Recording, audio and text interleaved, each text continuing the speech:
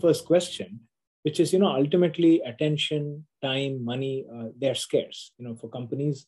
And, you play a role about, straddling the balance between purpose and profits in your companies. And also both of you serve as advisors to companies who need to straddle this, right?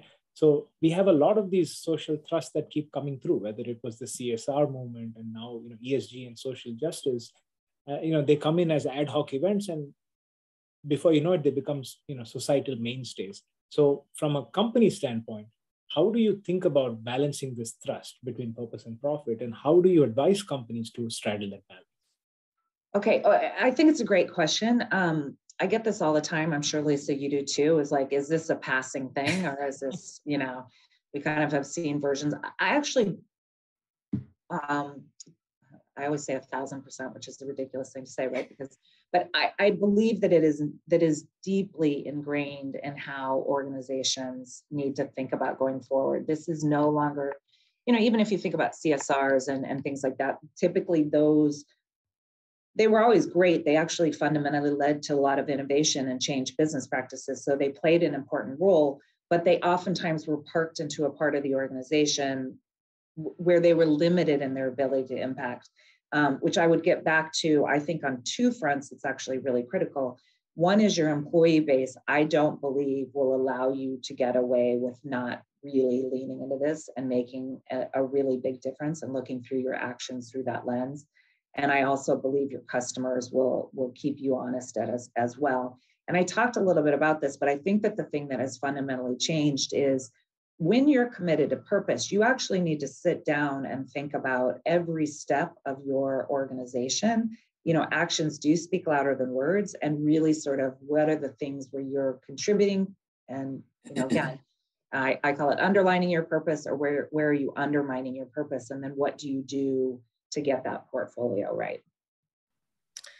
Yeah, I couldn't agree more. I think that CSR, for example, has been, it was the first iteration, for lack of a better term. And this has seen an evolving process. It was often, to Suzanne's point, segregated, relegated over into a separate arm of the company.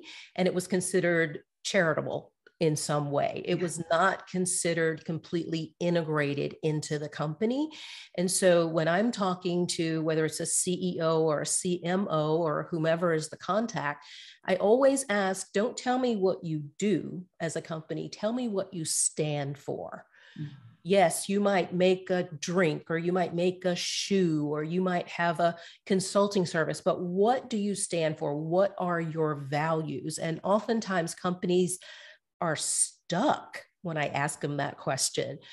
Suzanne and Deloitte are very clear about what they stand for, but they've thought about it. It's a partnership, which means there's lots of people, but they are aligned around the notion of making sure that they are climate engaged. Climate neutral is what some folks say. I remember when working at the Coca-Cola company, they said, we're going to reduce our carbon footprint by X date. Right? We stand for this, or we're going to be water neutral by 2022 or something like that. I can't remember exactly what the date was, but they said, we stand for making sure that everybody has water, not just the Coca-Cola company. It's 80% of your body. It makes the world go around. Everybody's got to have water. So asking people what they value, Hari, is probably where I always start when I'm consulting with CEOs or with companies, and recognizing that yesterday it was parked over in one part of the organization. Today, to Suzanne's point, it needs to be the lens through which everything is filtered. If you stand for something, do you only stand for it on Monday, Tuesday, and Wednesday? Or do you stand for it every day of the week? So that's the fundamental change. This is an evolution that's happening, not a revolution. So things like CSR were the first iteration, called today version 2.0. Very nice. Very nice. So let me actually interject one question from the audience, and then I'll move on to an editor question, which is, this is from Natalia. She was reflecting on Suzanne's point about stakeholders and how you can't be neutral any longer. She had the question for both of you, which is, what stakeholders do you think are more likely to retaliate against the firm, I guess, if they do or they don't, engage in better marketing for a better world, or related kinds of activities? Where is either the resistance for or the resistance against these kinds of activities? Where do you sense it coming from? Is it employees? Is it suppliers? Is it shareholders? Is it customers? Just maybe, or if you have experience with a company where they faced those tensions and maybe the trade-offs associated with those stakeholders, that would be interesting to hear your reflections. Yeah, Suzanne, may I start with this one? Yes, please. Yeah, so the pressure can come from anywhere, just to be clear. I mentioned Viva and them changing to a B Corp, for example. They had to go to their board first and then go to their shareholders because they are a public company and they were making a conversion.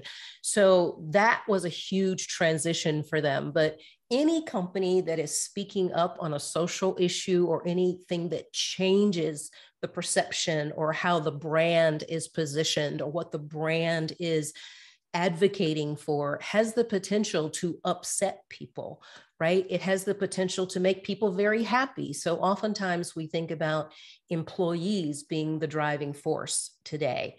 They are not always the shareholders, but they are stakeholders, right? They could be the same thing. But whether it's the board, the employees, the clients, or the customers, clients being longer term, customers being transactional, that pressure can come from anywhere. So when you're thinking about whether to engage, I like the framework that Paul Argenti has proposed in his recent article in the Harvard Business Review. He tells you to ask yourself 3 questions. The first is this situation or this circumstance aligned with your company's strategy in any way? Number 1. Number 2, can you really have influence or demonstrate a way to affect change in that area? And then number 3, are your constituents, and I mean that term purposefully, very broadly, are your constituents going to be in favor? If so, which ones? And if there are those who would be not in favor, which ones and how loudly will they speak? So he proposes a rather a framework that you can march through. And there are many companies, Allstate, Southwest Airlines. I know there are lots of companies who go through some rubric around the brand, what it stands for, who's going to be affected, is it direct or indirect? And they make a decision. They use an analytical tool that they've developed to help them understand what will be the impact of them stepping out, or frankly, to the point made earlier by Suzanne, of not stepping out, because oftentimes that is an even more profound statement when you don't weigh in at all. So sorry, that was a long answer. The short answer is the pressure can come from anywhere. And I often invite people to use their analytical tool or one that is comparable for their company or works for their company to make these decisions, not just go out with a gut play.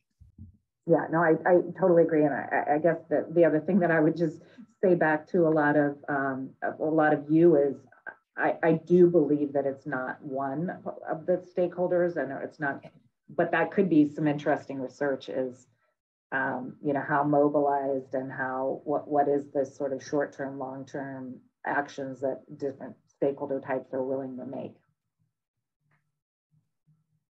One of the things that, Christine, if it's okay with you, the question on the Tom's piece, because this is one that I actually struggle a lot with my teams, is when I say purpose is the window through which you should, that you should tell your stories or do your campaigns, I don't mean to suggest that you stay quiet, right? I actually think that people need to understand, right? Remember, people want to know, your employees want to know, your customers want to know, your business partners they want to know who you are as an organization and why you make the choices you make, right? And you want that to really show up. They kind of care what you do because that's the expression of it ultimately, and that's how they interact, whether they're buying something or whatever the case may be. I guess my point is when you make campaigns that appear to be self-congratulatory about the things that you've done on the topic of purpose, it's really hard to land that. And the better way to think about it is you want people to understand who you are and why you do the things you do. And you also want them on that journey. So if it's anything self-congratulatory about the things you've done, that becomes old news the minute you broadcast it.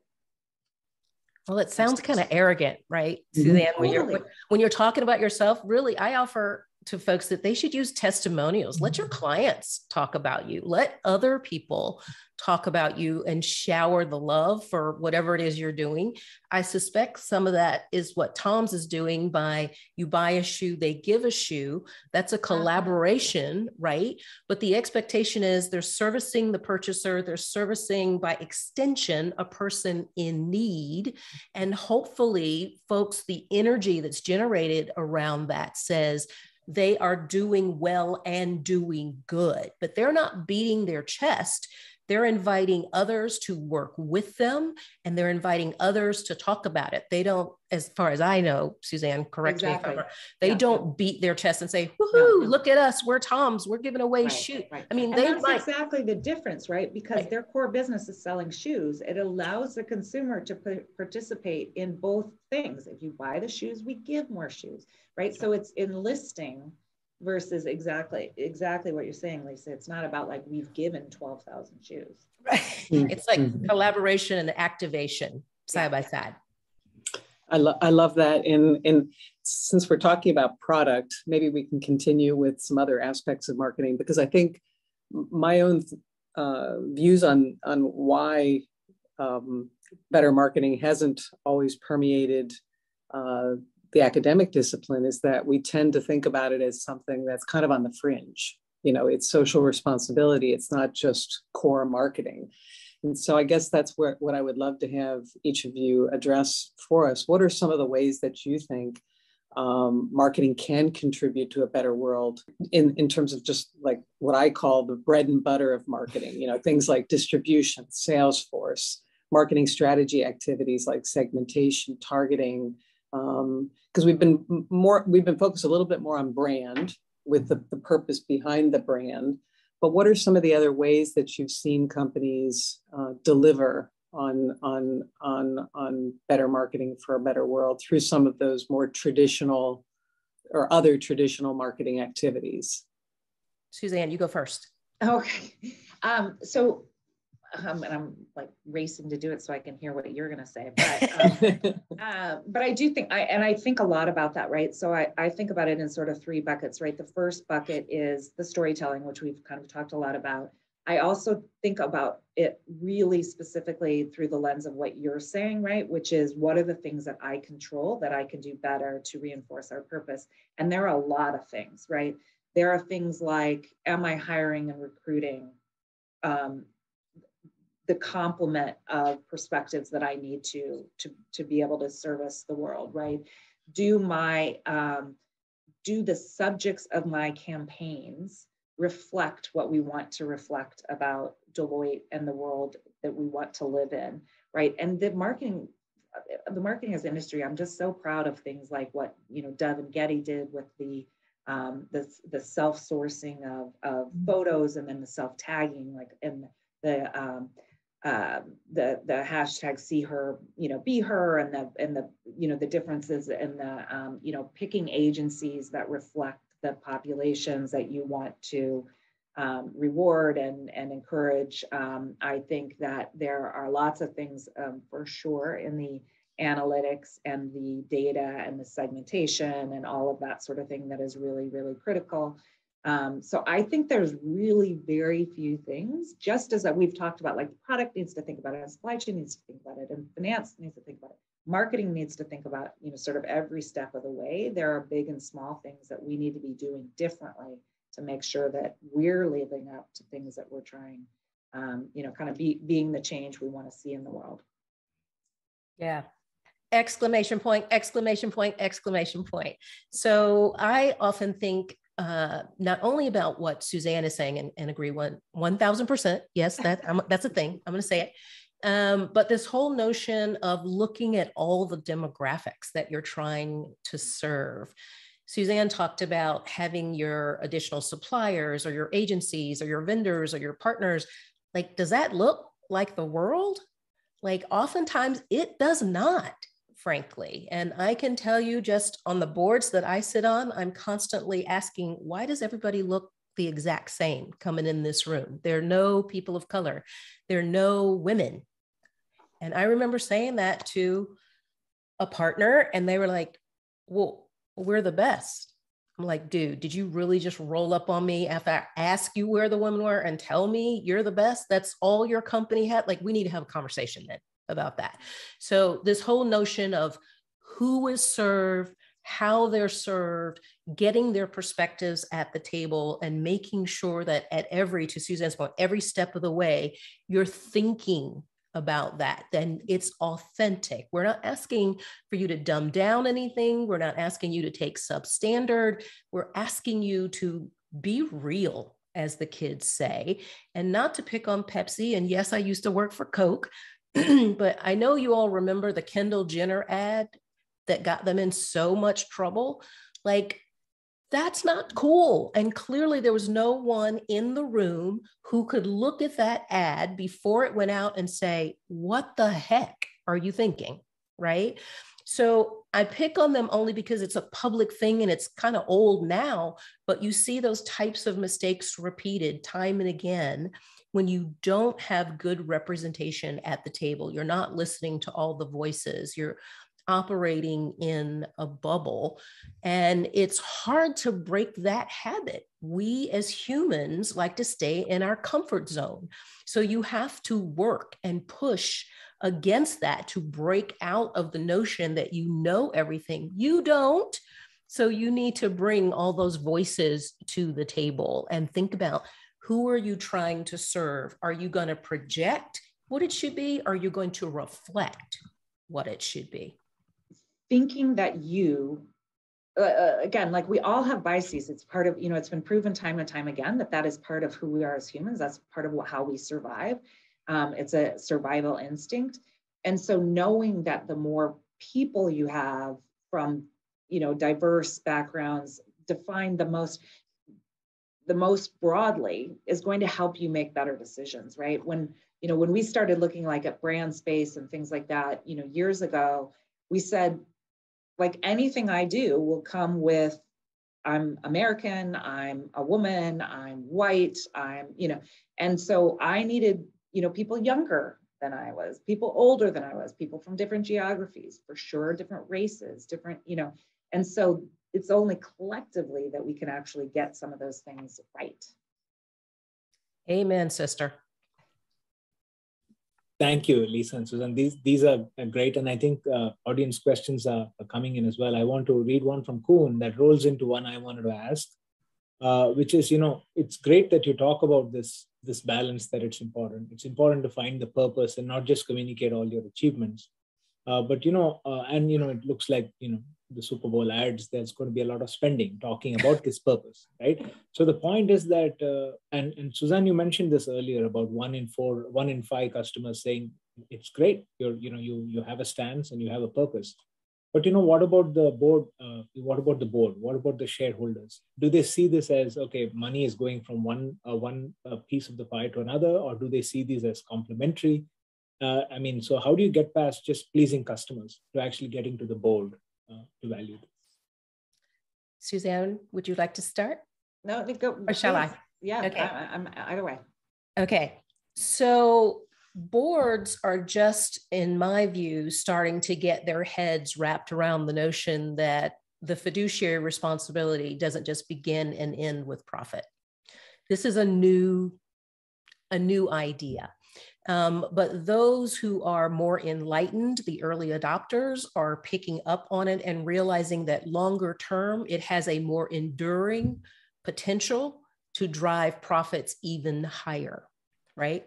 So the people who are thinking short-term, quarter to quarter, I'm not judging, I'm observing, they don't get it and they push back. And frankly, I think the average age on boards now is like 68 or 70 years old, and I'm in that cohort, so I can talk about us and call us old. And what the hell? We need younger people in the boardroom because they would for sure get it and push back on the notion that climate change is not a problem, or that poverty is not a problem, or hunger is not a problem. Like, those are problems. You can't just stick your head in the turtle shell and not deal with it. So I think boards are now getting accustomed to the question being asked and recognizing that a shareholder is one stakeholder, a very important stakeholder, but one. You're not the only one. That's the whole, shareholder is the king or the queen. Like,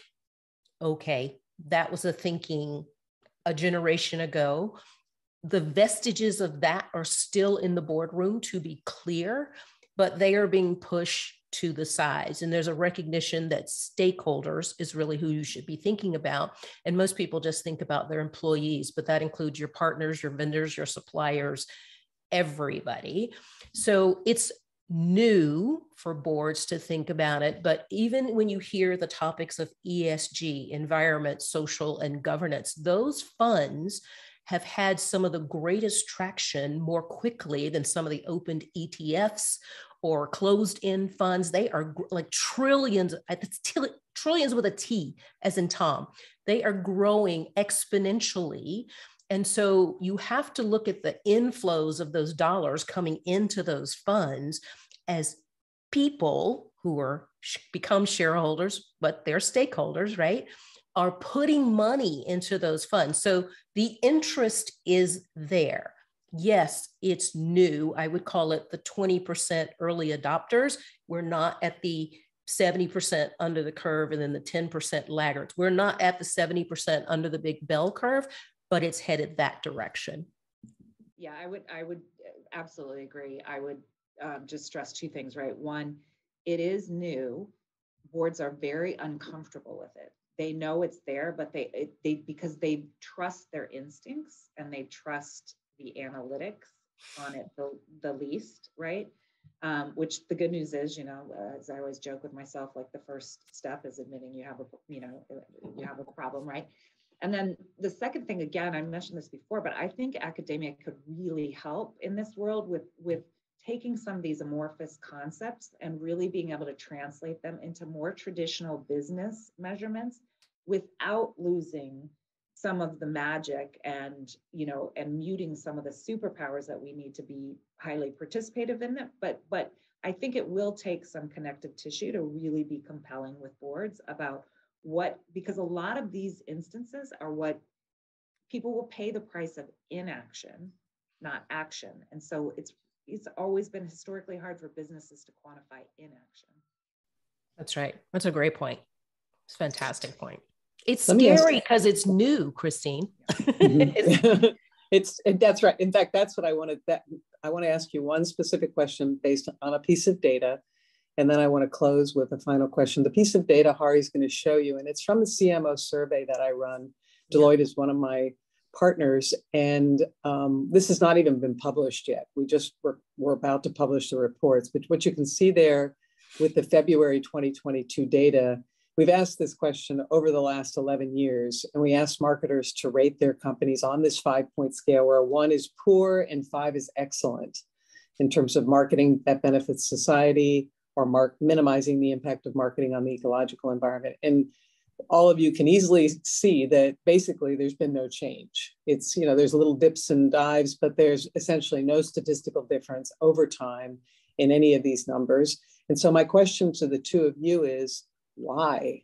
What is the resistance that you see in the companies that you advise, that you've worked for? Where are we getting tangled up beyond just the resistance that we were talking about earlier? Where else? What else can we look for to think about as solutions to getting people more engaged in these activities? Suzanne, on you. Yeah, I love. I just lost the survey, but I love that the survey, because I actually do think that's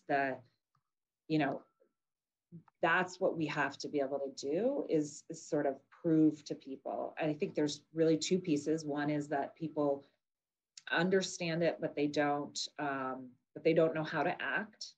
I also think that, you know, the Edelman survey is an interesting one on things like this too, because I think that there is a lot of distrust of media. I think there's a lot of distrust of what's, you know, considered like, you know, whether you call it whitewashing or whatever the case may be, right? And so there's this notion that marketing is just trying to kind of pretty up things, which I think we have to get at the heart of that and really hold our organizations accountable for it.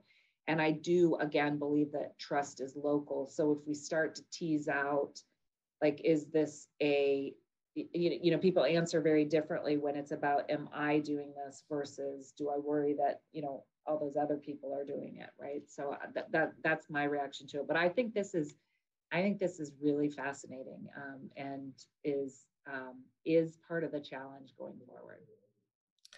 Yeah, I agree. I think I would sum it up in one word: fear of failure. Fear that if they do something different, and there's a note in the chat from, is it Cown Powell's, that says, resistance is mostly coming from fear that you won't take care of the core business.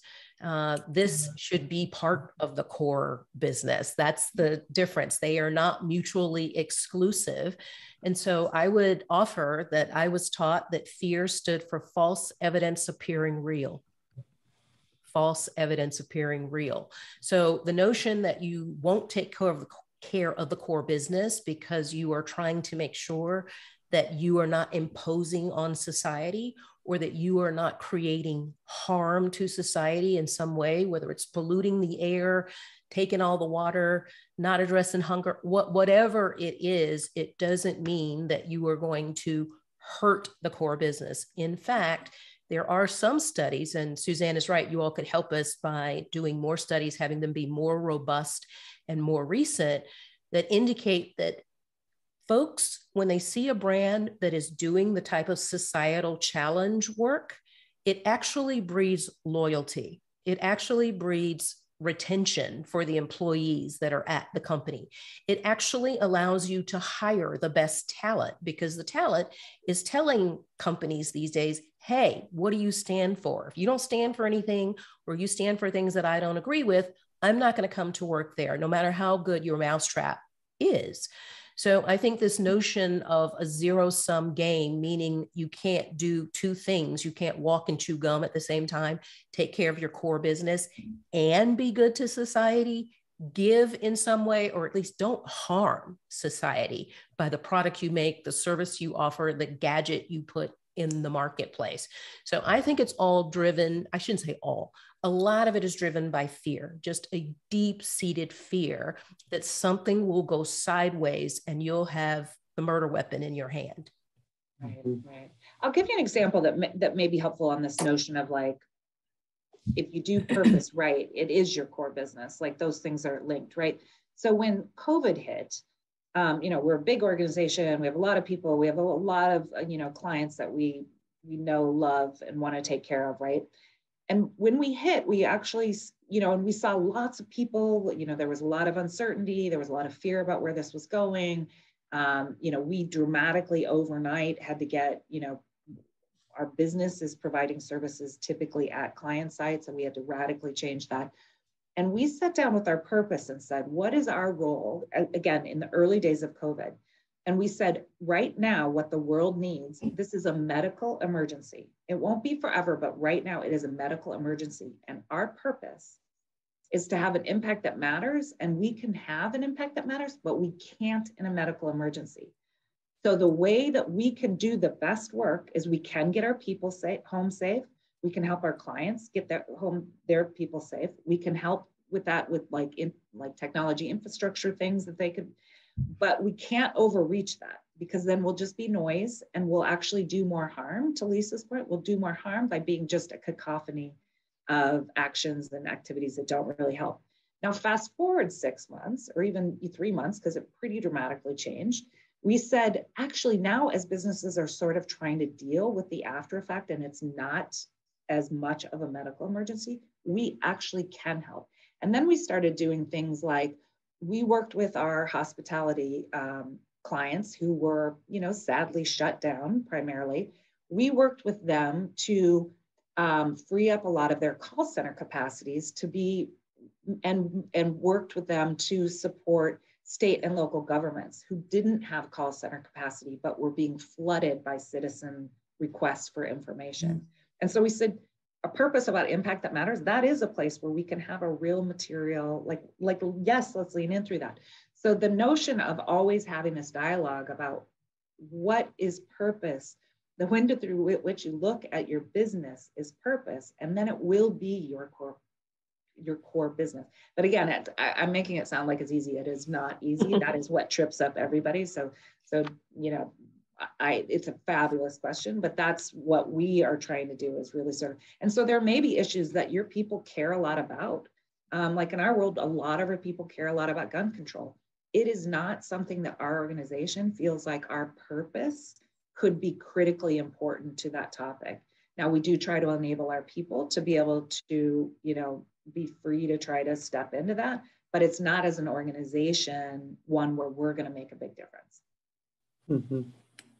Excellent. And Alok shared a comment about this connection to the clear business purpose, and his comment and the comments that the two of you made me think about the fact that it can go in either direction. You can start with where you are as a business and reach in the direction of that larger purpose, but you can also see the opportunities in purpose and then rebuild that back into your organization. You know, it can work in both directions, I think. And I think that could help a lot of companies figure out the way to make the connection. It doesn't always have to be, well, this is the legacy and we have to build from there. We can also be more opportunistic and creative about making those connections. So maybe in the 1 minute, I'm going to put Hari on the spot here too. 1 minute, I'm going to have each of you just give one research idea to everybody who's here. One idea or research question beyond what we've already talked about, because you've already delivered a lot. But if you come up with one idea, we'll start with Hari and give, because he has lots and lots of ideas, and give Suzanne and Lisa a second to think about it. Hari, what's one question that you think is worthy of asking, or topic? I think, I mean, there were many here, but a couple of them that come to mind immediately. One of them, and I kind of using Suzanne's lens to break it down. One of them is, what is the right balance of, you know, purpose and profit, in the sense that how do you pick and choose which purpose to get behind? Suzanne, you said this just a few minutes ago. We stayed away from gun control and we picked climate change. You said it matter-of-factly, but I'm sure a lot of thought went into it. A lot of discussions, a lot of back and forth, and finally you made a hard call. So how do you think of making this hard call between purpose and profit and staying away from things? And related to that, how do you communicate silence on these issues, right? Because you talked about, being silent is not necessarily the right thing to do today.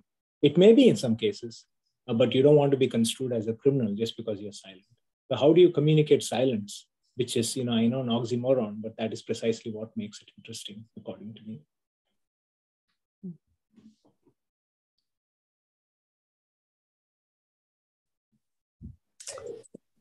Suzanne, go.